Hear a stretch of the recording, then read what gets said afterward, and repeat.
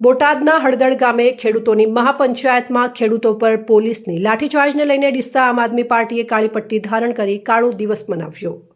બોટાદના હળદળ ગામે ખેડૂતોની મહાપંચાયતમાં ખેડૂતો પર પોલીસે કરેલ લાઠીચાર્જને લઈને ગુજરાત આમ આદમી પાર્ટી દ્વારા આજે કાળો દિવસ મનાવ્યો હતો, જેના પગલે ડીસા આમ આદમી પાર્ટીના પ્રદેશ નેતા ડોક્ટર રમેશભાઈ પટેલની આગેવાનીમાં આમ આદમી પાર્ટીના હોદ્દેદારો અને કાર્યકર્તાઓ મોટી સંખ્યામાં ઉપસ્થિત રહીને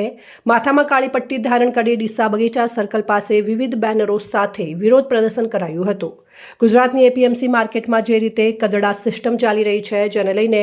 જગતનો તાત ખેડૂતો લૂંટાઈ રહ્યા છે, ત્યારે બોટાદની એપીએમસી માર્કેટમાં ખેડૂતો સાથે કદડા સિસ્ટમ અપનાવતા ખેડૂતોમાં ભારે આક્રોશ છવાયો હતો અને મોટી સંખ્યામાં ખેડૂતો એકત્રિત થઈ વિરોધ નોંધાવ્યો હતો। અને આમ આદમી પાર્ટીના નેતા રાજુભાઈ કરપડા દ્વારા બોટાદ એપીએમસી માર્કેટ ખાતે પહોંચીને ખેડૂતોને સમર્થન આપી ધરણા પર બેસી ગયા હતા અને મોડી રાત્રે પોલીસ દ્વારા રાજુ કરપડાની અટકાયત કરાતા મામલો ઉગ્ર બન્યો હતો અને બીજા દિવસે બોટાદના હળદળ ગામે ખેડૂતો દ્વારા મહાપંચાયતનું આયોજન કરાયું હતું, જેમાં આમ આદમી પાર્ટીના નેતાઓ પહોંચે તે પહેલા પોલીસે અટકાયત કરી લીધી હતી। જ્યારે આમ આદમી પાર્ટીના ખેડૂત નેતા રાજુ કરપડા મહાપંચાયતમાં પહોંચીને ખેડૂતો માટે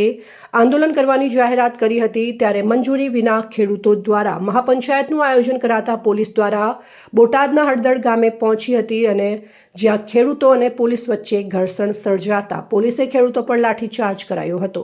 જ્યારે પોલીસ પર પણ પથ્થરમારો થયો હતો। પોલીસ જવાનો પણ ઘાયલ થયા હતા, જેના પગલે બોટાદ પોલીસે ગુનો નોંધીને 60થી વધુ લોકોની અટકાયત કરવામાં આવી છે। ત્યારે ખેડૂતો પર પોલીસ કરેલે લાઠીચાર્જને આમ આદમી પાર્ટી દ્વારા કાળો દિવસ ગણાવ્યો હતો અને આજે સમગ્ર ગુજરાતમાં આમ આદમી પાર્ટીના હોદ્દેદારો અને કાર્યકર્તાઓ દ્વારા કાળી પટ્ટી ધારણ કરી વિરોધ પ્રદર્શન કરાયું હતું અને એપીએમસી માર્કેટમાં કદડા સિસ્ટમ બંધ કરાવવાની માંગ સાથે ભાજપ સરકાર હાય હાયના નારા લગાવી સરકાર સામે વિરોધ નોંધાવ્યો હતો।